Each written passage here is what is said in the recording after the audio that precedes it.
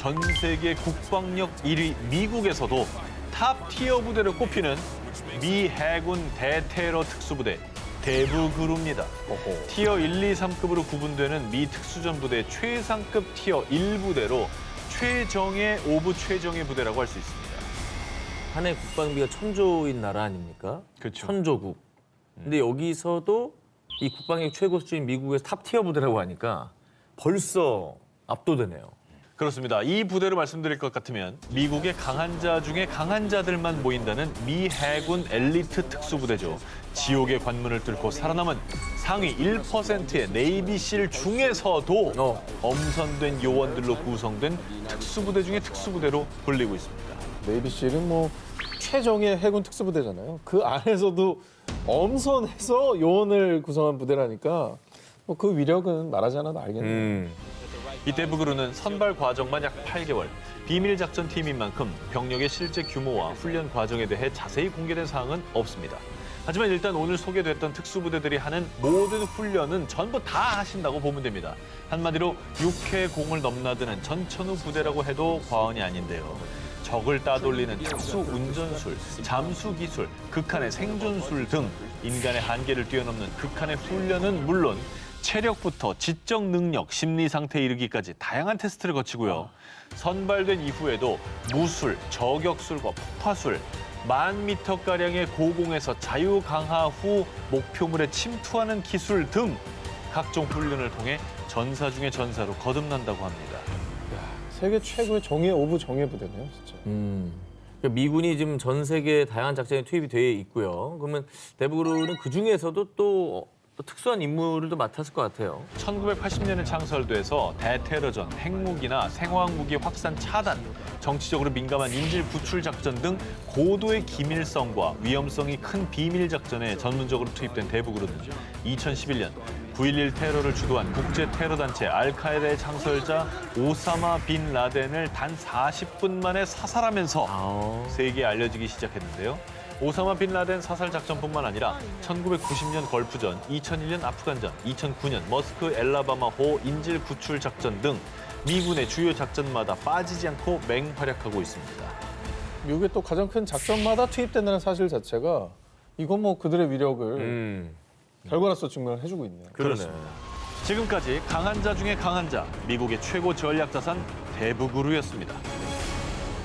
전 세계에서 실전 경험이 가장 많은 부대, 시가전 최강인 죽음의 분대, 이처럼 무시무시한 타이틀을 소유한 특수부대의 정체는 바로 브라질의 특수경찰대대 보피입니다.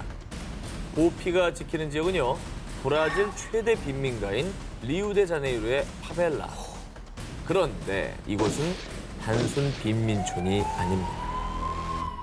파벨라에선 대통령보다 카르텔 두목이 더 막강하다고요. 파벨라 지역은요, 오래전부터 마약 카르텔의 장악, 마약 밀매뿐 아니라 매춘과 강도, 살인 등 각종 흉악 범죄가 빈번한 최악의 우범 지역인데요.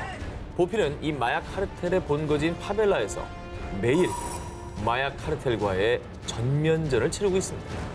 매일매일이 전쟁이나 다름없는 것이죠. 우와, 여긴 진짜 실전이구나. 실제 제가 리우에 갔었는데 네네. 진짜 저녁마다 총격전이 벌어져요. 그래, 소리가 납니다. 그게 바로 이 부대입니다. 매일매일 실전인 거죠. 자, 마약 카르텔 조직원 수백 명은요, 소총과 기관총, 로켓포 등으로 중무장한 상태입니다. 거의 한 국가의 부대, 반군 수준의 무기를 갖고 있습니다. 그들은 경찰에 검거되지 않기 위해서 이 같은 중화기로 대항하는데요. 단순 위협이 아닙니다. 실제로 카르텔 소탕 작전 중 경찰들이 사망, 게다가 2009년엔 마약 카르텔이 로켓포로 경찰 헬기를 격추하는 사건까지 있었습니다. 야, 와, 헬기를 격추하는 거는 이건 좀 우리가 생각하는 어떤 그 조폭이랑은 다르네요. 아유, 조폭이 총도 없잖아요. 그러니까 전 말이 마약 카르텔이지 그냥 작은 반군 정도라고 봐도 되겠는데. 군대예요, 군대. 자, 그래서 보피의 모토는 죽음에 대한 승리. 사소한 실수에도 생명을 잃을 수 있는 목숨을 건 싸움을 하는 것입니다. 브라질 당국은 고도의 훈련을 통과한 자들만을 선별한 특수부대 보피를 투입, 마약 카르텔 소탕 작전을 펼치고 있는데요. 중화기로 무장한 마약 카르텔을 상대하기 위해서 보피 대원들 역시 중무장. 카르텔 소탕 작전 중에는 실제로 총성이 오가며 전쟁을 방불케 하는 치열한 접전이 펼쳐지기도 합니다.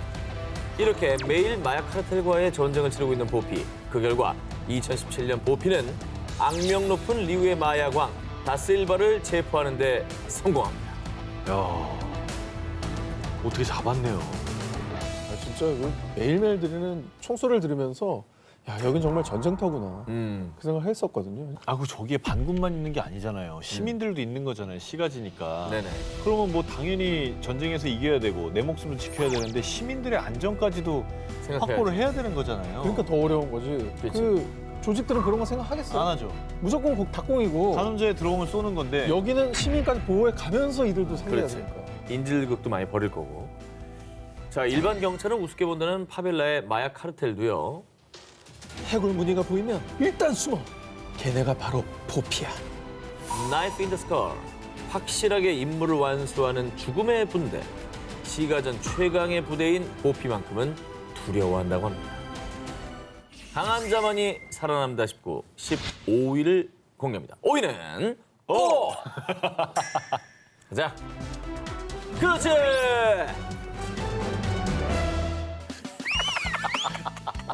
몇 개를 했는데 이제 8점이야. 초반에 너무 달리네. 2014년 아프가니스탄에서 작전을 펼치던 노르웨이의 특수부대 이 FSK는 고도로 훈련된 병력의 필요성을 깨닫고 이 부대를 창설했는데요. 아프가니스탄은 내전이 심하고 네, 가장 위험한 곳이기도 하고. 거기가 지형이 그리고 아주 험난하대요. 그래서 누가 어디 숨어 있는지도 모르고 굉장히 힘들다고 하더라고요. 지금. 아니 근데 특수부대원 중에서 이제 월등한 대원을 뽑아서 소수 정예 부대를 만드는 건가요? 그럼 진짜 셀 것 같은데. 자, 이 부대는요. 일단 훈련 과정이 너무 고되고 힘들어서요. 2014년 창설 당시 317명이 입대를 지원했지만 1년 뒤 훈련을 마치고 남은 자는 불과 13명. 와, 13명이 뭐 한 3%, 4% 되는 거예요? 네, 그야말로 강한 자만이 살아남은 곳이었습니다. 극악의 훈련을 거쳐 선별된 이 특수부대의 정체는 바로 세계에서 유일하게 여성으로만 이루어진 특수부대. 일명 사냥분대입니다. 사냥부인데? 여성으로만 이루어진 특수부대가 있었어요? 처음 들어봤네. 아니 근데 뭐 여성 부대가 있을 수는 있지만 왜 하필 여성으로만 또 이렇게 이루어진 부대를 만든 거죠? 전쟁터에서 정보를 수집하고 여성, 어린이와 교류할 수 있는 군인이 필요했습니다. 자, 아프가니스탄에서는 남성 군인이 여성과 대화를 할 수 없어서요. 현지 여성들로부터 작전 수행이 필수적인 첩보를 입수하는 역할 등 작전상 고도로 훈련된 여성 군인의 필요성을 느꼈다는데요. 자, 그런데 그들이 있어야 할 곳은 다름 아닌 전쟁터. 사냥부대 대원들은 그저 성별이 여성일 뿐 다른 특수부대와 다름없는 강한 군인이어야 했습니다. 그렇죠. 자, 겨울이면 무려 영하 50도 이하로 떨어지는 북극의 툰드라. 살갗을 파고드는 칼바람이 휘몰아치는 이곳에서 사냥분대 지원자들은 무려 22kg 군장을 메고 행진. 듣기만 해도, 보기만 해도. 지겨워. 와. 영하 50도요? 군대에서 최고로 고통스러운 기억 중 하나가 행군 아닙니까? 행군이죠. 행군이죠, 행군. 네. 발도 힘들어, 어깨도 힘들어, 머리도 힘들어, 목도 아파. 맞아, 감각이 없어. 행군이죠, 진짜. 근데 여긴 더 심하죠. 자, 근데 이뿐만이 아닙니다. 언제 어디서 들이닥칠지 모르는 적의 공격에 24시간 대비하기 위해 며칠 동안 잠을 전혀 자지 않는 무수면 훈련, 적진의 침투에 대테러 작전을 펼치기 위한 수백 미터 고공 낙하 훈련 등 저렇게 폭행을 당하면서도 반격을 해야 되는구나. 네. 무려 1년 동안의 혹독한 훈련을 통과해야만 사냥 군대원이 될 수 있습니다. 일단 투입되면 그때부터 남성이고 여성이고가 뭐 무슨 의미가 있겠어요? 그냥 전사지, 전사. 사냥 군대 대원들은요. 제 한계를 시험하고 싶습니다. 여성도 남성과 똑같이 할 수 있습니다.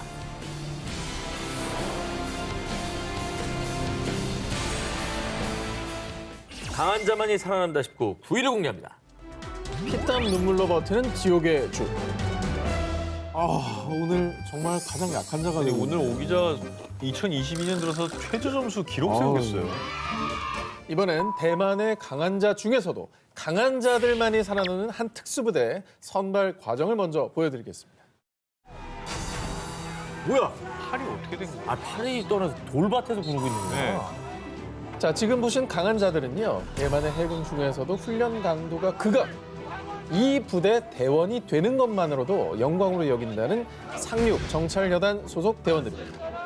대만의 강철 부대인 이 상륙 정찰여단 부대원이 되기 위해선 먼저 거쳐야 할 관문이 있는데요. 100여 명의 강한 자들은 2주간의 기초 훈련에 참가하지만 대부분이 중도 포기. 한 20여 명의 살아남은 대원만이 마지막 5박 6일 동안 일명 지옥의 주라 불리는 난관 극복 주간에 도전하게 됩니다. 살아남은 강한 자들은 영하의 날씨에 가볍게 얼음물 세례부터 30km 장거리 달리기, 또 한 번의 호흡으로 35m까지 잠수하기, 146kg의 보트를 머리 위에 올려 버티기 등 뭐 이 정도는 일반 해군의 훈련 난이도와 비슷하겠죠. 그런데 끝날 때까지 끝난 게 아닙니다. 최종 관문이 남아있는데요. 바로 천국으로 가는 길입니다. 아, 돌밭을 어떻게 굴러? 아니 저게 무슨 천국으로 가는 길이야. 그냥 지옥으로 가는 길이지. 네, 반바지만 입은 예비대원들은 가족들이 보는 가운데 천국으로 가는 길 실시! 약 50m 길이의 날카로운 자갈길을 난 두렵지 않다라고 외치며 기어가야 되는데요. 그런데 보기만 해도 힘든 이 코스를 강한 자들은 그냥 기어가지 않습니다. 더 강해지라고 교관들이 소금물까지 팍 뿌려주고요. 소금물을 왜 뿌려줘요? 코스 중간중간에선 잠시 정지, 구르기, 앞으로 기어가기, 개구리처럼 뛰기, 돌기 등 다양한 동작을 수행하게 하는데요. 근데 만약 여기서 머뭇거린다, 또 동작이 부정확하다, 그러면 제자리로 돌아가 다시 출발을 해야 합니다. 와 저게 정말 훈련 어마어마하네요. 극악무도한 천국으로 가는 길을 완주한 강한 자들에게만 주어지는 상륙 정찰여단 완장. 이 완장을 받은 대원들은요. 지금 제가 흘리는 눈물은 기쁨의 눈물이고 제 몸에 있는 흉터는 명예의 흉터이자 자부심입니다. 고통을 이겨냈다는 기쁨과 자부심을 가지고 상륙 정찰여단으로서 임무를 수행한다고 합니다. 그런 정신 없으면 못하죠, 사실. 와 진짜 무시무시하다 저거는. 비록 가는 길은 지옥이지만 강한 성취감과 자부심이라는 천국이 기다리고 있기에 이들은 천국으로 향하고 있습니다. 강한 자만이 살아남다 싶고 8위 공개합니다. 오! 그렇지! 정말 오늘 국민약골 오상진 안녕. 퇴근이에요? 야 퇴근. 와, 역대 최저 점수 아니야? 진짜 약체다. 자, 이번 강한 자들은 영상으로 먼저 만나보시죠. 어휴, 돌이죠, 저거. 머리를 깬 거야? 아우! 오우 뭐야? 돌에다 불을 붙이고 있어요. 각종 무기 섭렵은 기본, 손에 잡히는 모든 것이 무기가 되는 이들의 정체. 일명 미친 개들로 악명 높은 세상에서 가장 거친 특수부대, 러시아의 스페츠나츠입니다. 네, 스페츠나츠는 냉전 시대인 1950년 소련 군사정보국 산하부대로 창설됐고요. 현재는 연방보안국, 연방군 등 각 부대에 편입, 암살 및 대테러 임무에도 투입되는 최정예 부대입니다. 그리고 2016년엔 극단주의 테러 단체 IS로부터 시리아의 고대 유적지인 팔미라를 탈환하는 데 기여하게 됐는데요. 자, 그렇다면 러시아의 강한 자들인 스페츠나츠들은 어떻게 탄생이 되느냐? 한겨울에 40kg의 군장을 메고 약 70km를 행군하는 건 기본. 그리고 여러분 생각해 보십시오. 한겨울 영하의 날씨 얼마나 춥습니까? 근데 여기는 러시아잖아요. 저 날씨. 그리고 알려진 바에 따르면 매 훈련이 실전, 건물, 버스, 항공기 등 장소를 가리지 않고 훈련하고요. 심지어 이분들은 폭풍을 가상으로 구현하는 게 아니라 진짜 폭풍에 배를 띄우고 훈련을 합니다. 원래 폭풍 오면은 오늘 훈련은 없다.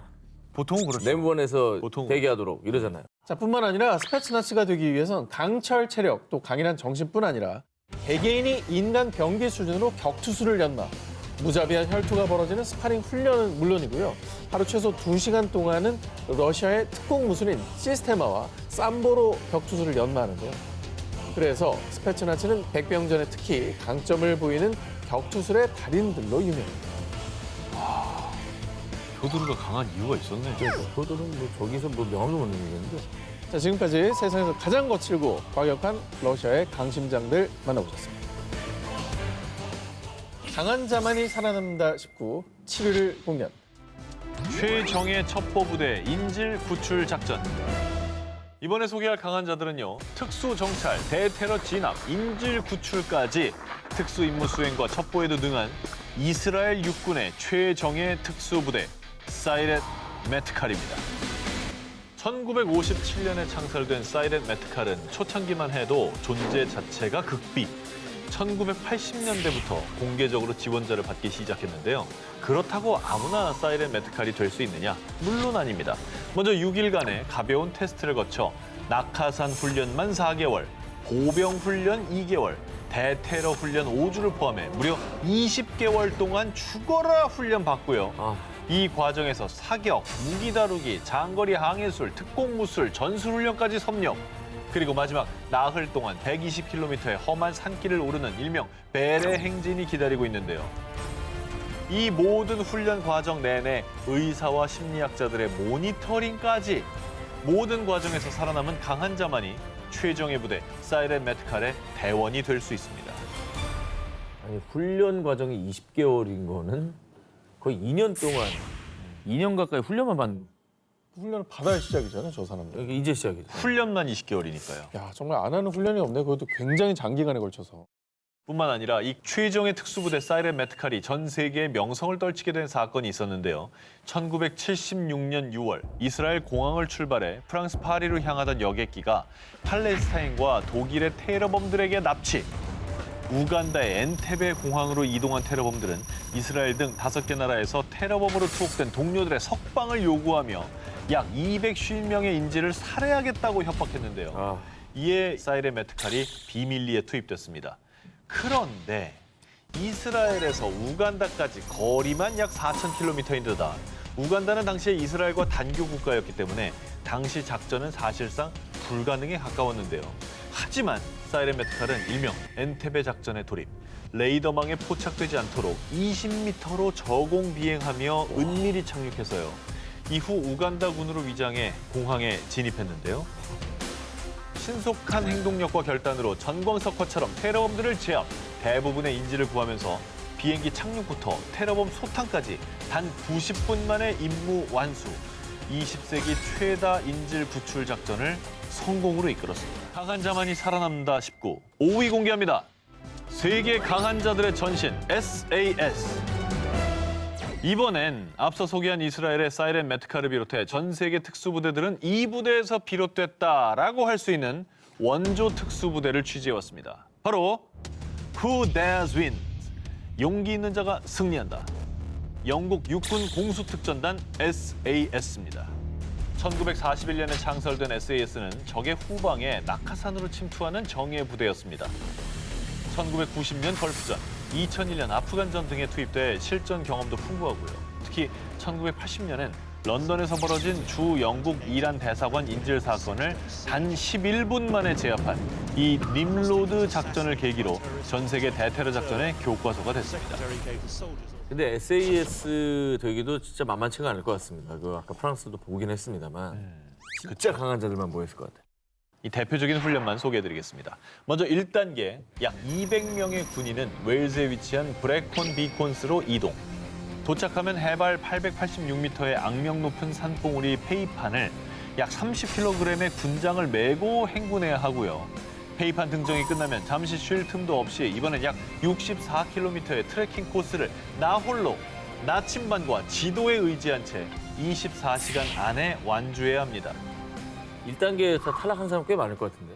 일단 우리는 뭐 저기서 탈락이에요, 다. 우린 갈 생각이 없어요. 예.